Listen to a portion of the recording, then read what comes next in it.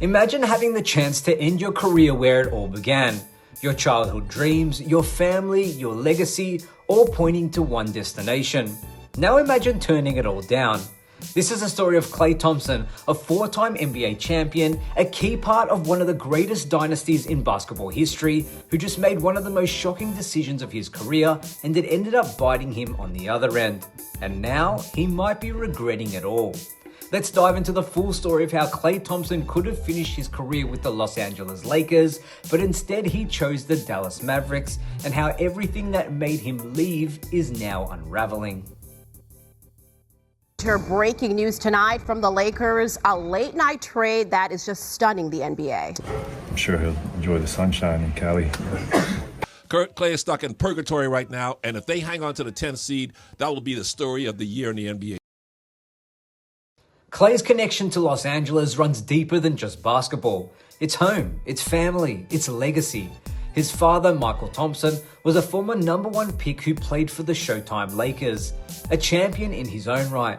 He remains deeply connected to the franchise ever since. He's even the current radio color commentator for the team.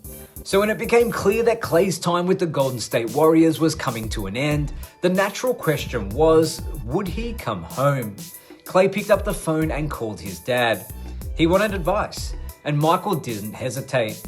Believe me, I tried to sell him on the fact that Rocco would have a built-in babysitter with his mother. He could just leave him with her and us on his road trips. Rocco is Klay's bulldog, who he's very close with. I tried to sell him on the fact that Marina Del Rey is 5 minutes away from his Hermosa Beach house. He could put his boat down there and go out to Catalina on days off, which he likes to do in the Bay Area. I told him there ain't no bays, ain't no ocean front in Dallas. That's right. Yeah.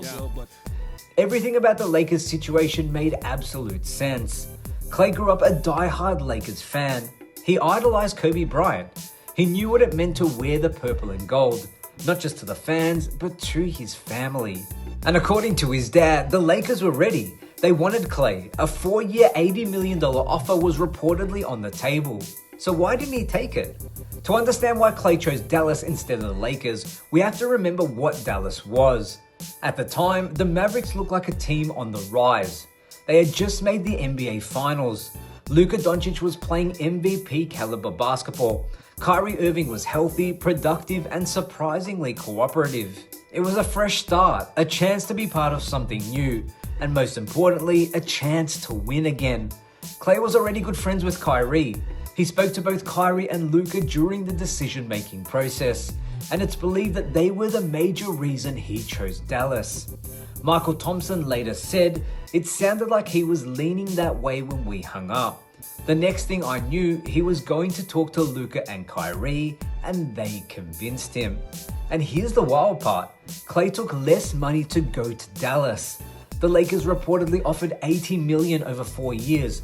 Klay signed with Dallas for $50 million over 3. According to Woj at the time, it was a calculated move. Klay believed the Mavericks had a better shot at winning a 5th championship, and he was willing to bet on it even if it meant earning less.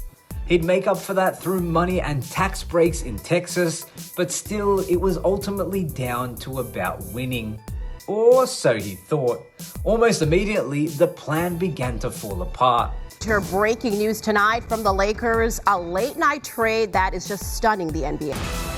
Massive breaking news in a CBS Sports HQ out of the association, where the Los Angeles Lakers are trading for superstar Luka Doncic. Shortly after Klay signed, the Mavericks made a stunning trade. Luka Doncic was shipped off to the Lakers in a blockbuster deal for Anthony Davis only months after he put pen to paper. Let that sink in. The very guy who convinced Klay to come to Dallas was now in LA, and Klay stuck in Dallas with a completely different future than what he signed up for. Losing Luka was a disappointment, his dad admitted, but you didn't trade him for a backup center. You got a legit all-NBA big man. I guess that's fair. Anthony Davis is still elite, no one's denying that. But the dream of playing alongside Luka was dead. It was gone. Then Kyrie Irving went down with a season-ending injury and will only be back next year. And Anthony Davis, he was hurt in his Mavericks debut. He's since come back, but now looks hurt again as they got bounced out of the play-in. The title dreams vanished almost overnight. The Mavericks plummeted down the standings and barely hung on to their play-in spot.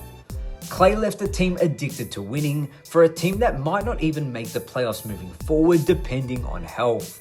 And the irony, Luka Doncic is now thriving in Los Angeles as a Laker. Let's be real, Klay could have had a storybook ending. The Lakers were offering more money. His father was already part of the franchise and had a previous history with the franchise. The fan base, they would have embraced him in a heartbeat. On social media, people were already getting excited before he had even made a decision. It was the perfect setup from a marketing, legacy, lifestyle, and basketball standpoint. Klay could have joined LeBron James in what might be his final few years. He could have been a veteran presence on a contending team. He could have followed in his father's footsteps, literally.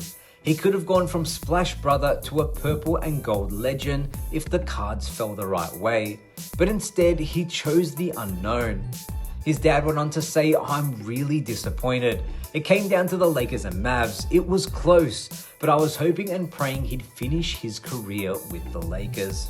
And the truth is, it's starting to feel like a missed opportunity. Maybe even the biggest one of his career when you sit down and think about it.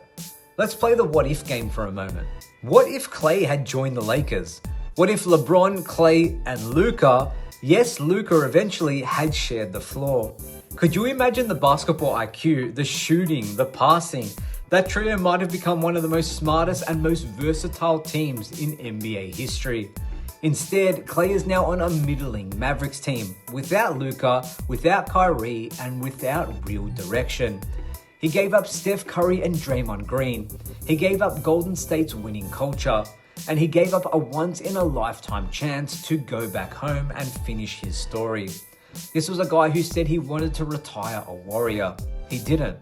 Then he had a chance to write the final chapter of his NBA story in Hollywood, with his family, with his childhood team in the city that raised him. And he passed. Now he's watching Luka dominate in a Lakers jersey, watching the purple and gold contend again, watching the fans who could have been his fans chant MVP for a guy who brought him to Dallas and then left.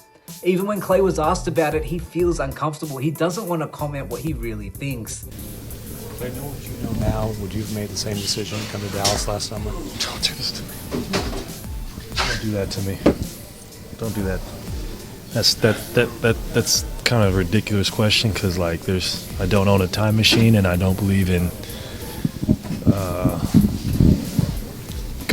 looking back. If I did that my whole career, I would not be where I'm at, and I wouldn't have been able to persevere through 2 really hard injuries. So I'm here in Dallas, and I enjoyed my time, and I'm looking forward to the future. It's not just ironic, it's brutal. And for Klay, this one has to sting. He's 35 years old, injuries have taken their toll, and the window to chase one more ring, it's closing fast. But ultimately, I want to hear from you guys. Did Klay make the right choice? Would you have taken the money and the legacy in LA, or would you have bet on yourself in Dallas like he did after their run to the NBA Finals the year before? And what does this decision mean for his legacy? Obviously it's still intact, but has he tarnished his ending by walking away from a Hollywood script? Drop your thoughts in the comments. I want to know what you guys think. And make sure to like, subscribe, and hit that notification bell for more NBA stories that dive deeper than the headlines. Because sometimes the biggest moments don't happen on the court, they happen in the decisions we make when no one's watching. My name is Damian Peters. This is Basketball Network. As always, thank you so much for being with us, and we'll see you in the next one.